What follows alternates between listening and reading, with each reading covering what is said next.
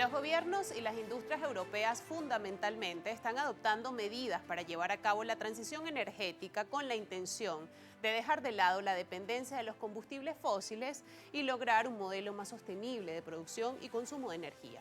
Esta transición está impulsada por una serie de factores como la necesidad de hacer frente al cambio climático y el coste decreciente de las energías renovables, pero ¿hasta qué punto es viable y replicable en el resto del mundo el uso de nuevas energías alejadas de las fósiles? Este será el tema de análisis en esta nueva edición de Ampliamente.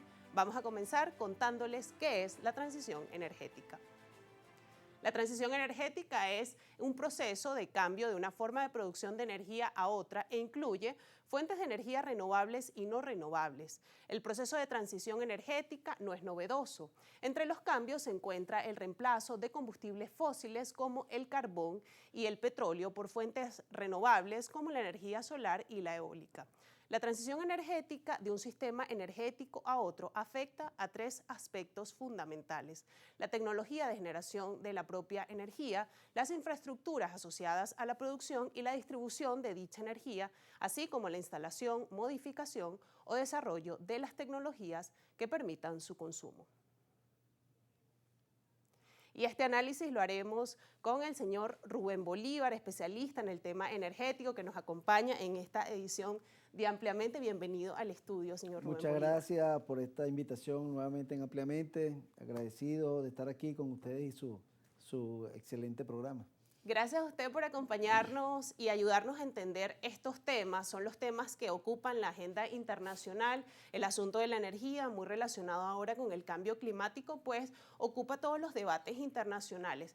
Y me gustaría comenzar por entender cómo ha sido el proceso de cambio de los distintos modelos energéticos y fundamentalmente cómo estos han condicionado las dinámicas económicas en el mundo. Y allí vemos en esta gráfica que tenemos detrás, que nos va a ayudar a tener una explicación más pedagógica, el año 1800, donde el ser humano tenía formas de adquirir energía a través de métodos naturales, a través del medio ambiente. Sí, bueno, de hecho la energía, como sabemos y lo acabas de explicar, está íntimamente ligada a todo el acontecer humano, transversaliza las actividades humanas y para todo es energía, todo de una u otra manera está interrelacionado con todo lo que hacemos. Ahora, esto desde que el mundo existe ha sido así y anteriormente, bueno, en tiempos inmemoriales la energía ha ido migrando, ¿no?, los sistemas energéticos del hombre.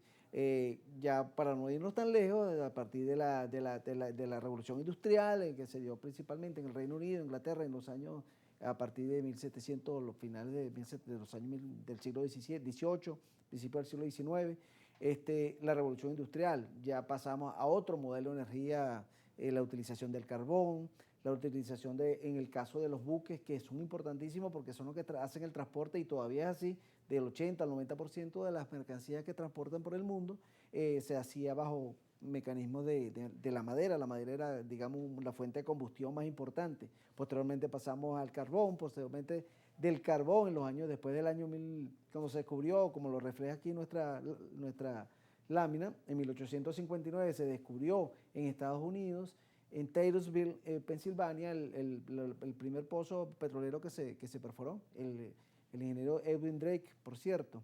Y a partir de allí fue el cambio del petróleo, o mejor dicho, la fuente energética derivada del petróleo, de los hidrocarburos, la que ha venido de una manera preservándose hasta nuestros días. Prácticamente, no obstante que fue en 1859, sin embargo, entró realmente a tener una preponderancia en el año 1910, 1911, cuando se creó el motor de combustión de la Ford, que fue el primer motor que utilizó la gasolina para su operación.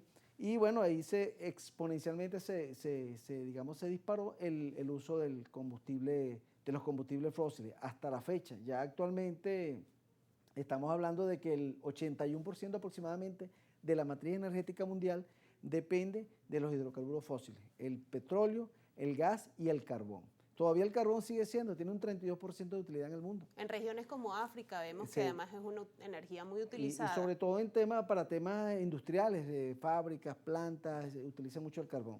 Y si nos fijamos aquí en este mapa histórico que tenemos en esta línea de tiempo, de alguna manera podríamos interpretar que a mediados del siglo XIX ya los combustibles fósiles empiezan a crear ese predominio que rige hasta ahora en todo este asunto de la transición energética, que no es un concepto nuevo, sin embargo que ahora se le da un tinte distinto, ¿no? Una definición distinta, no asociada al modelo económico puntualmente, sino también que aquí entra una variable adicional, que es el asunto del cambio climático, que a lo largo de todas estas décadas, a lo largo de todo este tiempo histórico, no había estado presente como ahora mismo. Exacto, eso es muy importante esa acotación porque en definitiva es lo que ha marcado la pauta en la transición energética que pretendemos hacer y que ya creo que ha iniciado, más allá de que todavía estamos quizá en un proceso de mucha gestación o en gestación.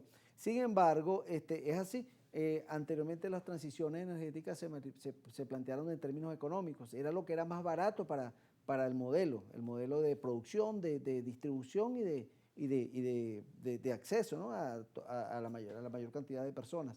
Pero ahora eventos, o mejor dicho, elementos normativos como el protocolo de Estocolmo en 1972, después el protocolo de Kioto en los años 90, después el de Doha en 2012, han ido moldeando y incluso a partir del año 2015 que se dieron dos instrumentos que fueron muy importantes, que fueron los Objetivos de Desarrollo Sostenible, que es prácticamente una de las iniciativas más ambiciosas que ha tenido el mundo en su historia, y el de la Organización de las Naciones Unidas, y el objetivo sostenible número 7 de los 17 que están planteados, pretende el acceso a la energía asequible, un acceso a la energía limpia,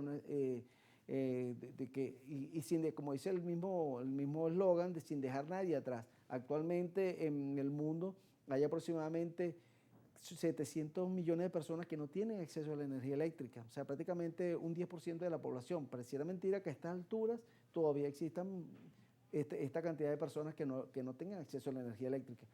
Por supuesto, esos son los objetivos que se están buscando. También el convenio de París del año 2015, posteriormente también, que plantea unos mecanismos y unas técnicas y unos objetivos muy ambiciosos hasta el 2030 para ir reduciendo el calentamiento global a 1.5 grados centígrados anteriores a la época preindustrial.